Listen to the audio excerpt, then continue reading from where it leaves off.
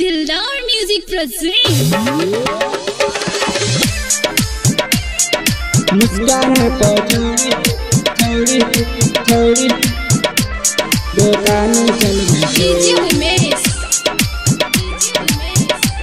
दुकान चल धीरे धीरे छौड़ी तू सटर उठबै छे धीरे धीरे छौड़ी तू सटर उठबै छे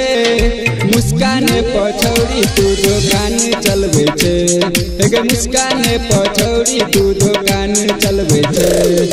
देखा देखा छौड़ा सबके तू ललचाबै छे गे देखा देखा छौड़ा सबके तू ललचाबै छे मुस्कान पछौड़ी तू दुकान चलबै छे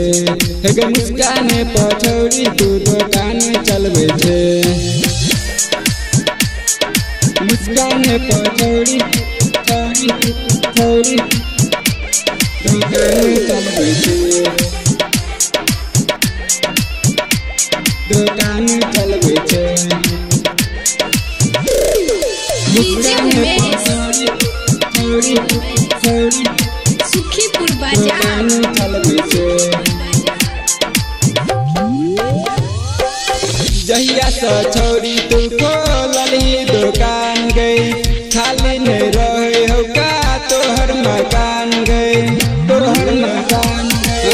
जहिया से छौड़ी तू खोलली दुकान गई खाली नहीं रहे हो का तोहर मकान गई हरदम भीड़ लागल रहे हो तोरे देखे लगे पागल होई हो होठ में लाली छौड़ी तू हरदम लगाबै छे गे होठ में लाली छौड़ी तू हरदम लगाबै छे मुस्कान पछौड़ी तू दुकान चलबै छे गे मुस्कान पछौड़ी तू दुकान चलबै छे मुस्कान पछौड़ी छौड़ी छौड़ी दुकान चलबै छे डीजे उमेश दुकान सुखीपुर चलबै बाजार छे राइटर राज के दैने उधारी मंगला पछौड़ी तू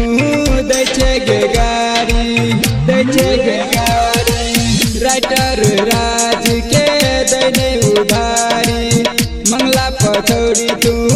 दै छे गे गारी सिंगर मनोज सा सटल रहै छे कन्यो ने छौड़ी तू गई हटल रहै छे बुढ़बो सबके छौड़ी तू मन पगलाबै छे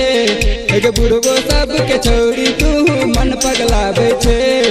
मुस्कान पछौड़ी तू दुकान चलबै छे गे मुस्कान पछौड़ी तू दुकान चलबै छे दिलदार म्यूजिक जनकपुर संपर्क नंबर 98 178 34 5 83।